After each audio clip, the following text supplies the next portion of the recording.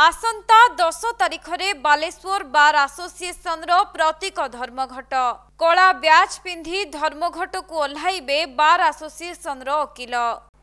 तेबे गत जून 6 तारिख में बालेश्वर रो वरिष्ठ आईनजीवी को महिला प्रवेशन आईएएस ऑफिसर दुर्व्यवहार करथिले। आउ सेही घटना को एक मास पूरीथिबा बेले सहदेवखुंटा थाना पुलिस वरिष्ठ आईनजीवी को एफआईआर न रखिबा एवं सीसीटीवी फुटेज अनुसार तदंत न करिबा को निंदा करिसेंती वकील। एपरिकी ए बाबदरे सेमाने डीआईजी एवं एसपी को मध्य जणाइथिले हेले कोनोसी कार्यानुष्ठान ग्रहण करा जाय नथिबारु एनै आसंता 10 तारिख रे एक प्रतीक धर्मघट करिबा सह कला ब्याच पिंधिबे वकील। एथि सहित पुनर्बार एसपी को दाबीपत्र मध्य प्रदान करा जिवो।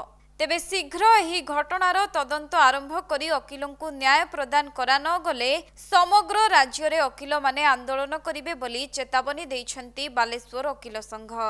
आज आम सांबादिक सम्मेलन डाकिदेलु जे आसंता 10 तारिख आम गोटे प्रतीक धर्मघट करुचु।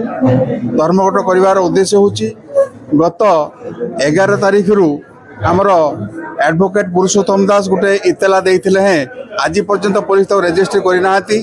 जदियो पुरुषोत्तम दास को आईआईसी सहदेवखुंटा चेम्बर भितर उपरिस्थ पुलिस ऑफिसर को उपस्थिति रे जने आईएएस प्रोबेशनर ताको तंटी चिपी मारिदेवा को उद्यम करथिले। एही घटना उपरे इतला देइथिले हैं आज पर्यंत ता रजिस्टर हे नै बरंग एक मिथ्या केस रे पुरुषोत्तम दास को कोर्ट को फॉरवर्ड कर जाइछि। यार प्रतिवाद रे आमे गोटे प्रतीक धर्मघट करुचु। आसंता 10 तारिख दिन 11टा बेले शांतिपूर्ण शोभा रे नीरव शोभा रे जीवु।